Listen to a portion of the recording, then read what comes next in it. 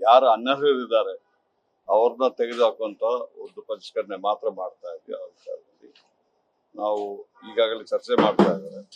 ಕೊನೆಯದಾಗಿ ಮುಖ್ಯಮಂತ್ರಿಯವರು ಕೂತು ಫೈನಲೈಸ್ ಮಾಡಿ ಕ್ಯಾಬಿನೆಟ್ ಅಲ್ಲಿ ಅದು ತಂದು ಅದು ಫೈನಲೈಸ್ ಆದ್ಮೇಲೆ ನಿಮಗೆಲ್ಲ ಸವಿಸ್ತಾರವಾಗಿ ತಿಳಿಸ್ತಾರೆ. ಕಾಂಗ್ರೆಸ್ ಅಧಿಕಾರಕ್ಕೆ ಬರುವಂತ ಸಂದರ್ಭದಲ್ಲಿ ಎಲ್ಲರಿಗೂ ಫ್ರೀ, ಕಾಕಾ ಪಾಟೀಲ್ಗೂ ಫ್ರೀ, ಅದೆಲ್ಲ ನೀವು ಮಾಡುದು ಕೇಳಿ ಅಮ್ಮ, ಕೇಳಿದ್ವಿ. ಅದೆಲ್ಲ ನೀವು ನಿಮ್ಮ ಸುದ್ದಿಗಳದು, ನೀವು ಸುದ್ದಿಗೋಸ್ಕರ ಏನೋ ಆಗ್ತೀರಾ ಕಾಕಾ ಪಾಟೀಲ್ ಆ ತರದಿಲ್ಲ. ನಾವು ನೋಡಿ ಕೇಳಿ ವಿರೋಧ ಪಕ್ಷದವರು ಆರೋಪ ಮಾಡೋದು ಮತ್ತೆ ಹೊಗಳ್ತಾರ? ಎಲ್ಲಿಯಾದ್ರೂ ವಿರೋಧ ಪಕ್ಷದವರು ಯಾವ್ದೋ ಒಳ್ಳೆ ಕಾರ್ಯಕ್ಕೆ ಹೊಗಳಿದ್ದು ನೋಡಿದಾರ? ಆರೋಪ ಮಾಡೋದು, ಟೀಕೆ ಮಾಡೋದು ಅವರು ತಿಳ್ಕೊಂಡ್ಬಿಟ್ಟಿದ್ದಾರೆ. ವಿರೋಧ ಪಕ್ಷ ಅಂತ ಹೇಳಿದ್ರೆ ವಿರೋಧ ಮಾಡ್ಲಿಕ್ಕೆ ಇದೆ ಅಂತ ಇಟ್ಬಿಟ್ಟಿರ್ತಾರೆ. ನಾವು ವಿರೋಧ ಪಕ್ಷ ಅಂದ್ರೆ ಪ್ರತಿಪಕ್ಷ ಅಂತ ತಿಳ್ಕೊ, ಆತರ ಅವರು ಕೆಲಸ ಮಾಡ್ತಾರೆ. ಅಂದ್ರೆ ಇಲ್ಲಿಯ 3 ವರ್ಷಗಳವರೆಗೂ ಕೂಡ ಅನರ್ಹತೆ ಅನ್ನೋದು ಗೊತ್ತಾಗಿರ್ಲಿಲ್ವಾ?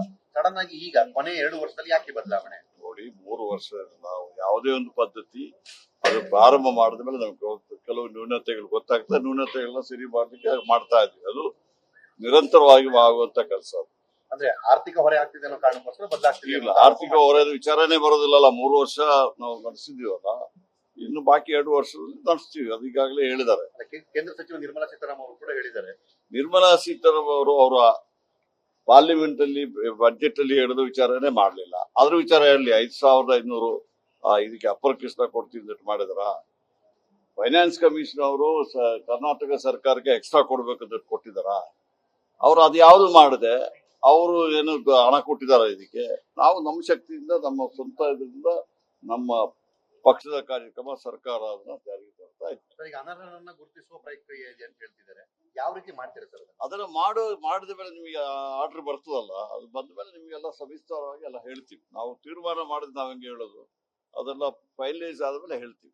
ನಿರ್ಮಲಾ ಸೀತಾರಾಮನ್ ಸರ್ ಹೆಚ್ಚು ತೆರಿಗೆ ಕಟ್ತೀವಿ ಅನ್ಬಿಟ್ಟು ಹೆಚ್ಚು ಅನುದಾನ ಕೇಳೋದು ಅದು ವಾದ ಸರಿಯಲ್ಲ ಅಂತ ಹೇಳ್ತಿದ್ದಾರೆ. ನೋಡಿ, ಅವರು ಯಾವಾಗಲೂ ಆತರ ಅವರಿಗೆ ಅನುಕೂಲವಾದ ವಾದನ ಅವ್ರು ಮಂಡಿಸ್ತಾರೆ.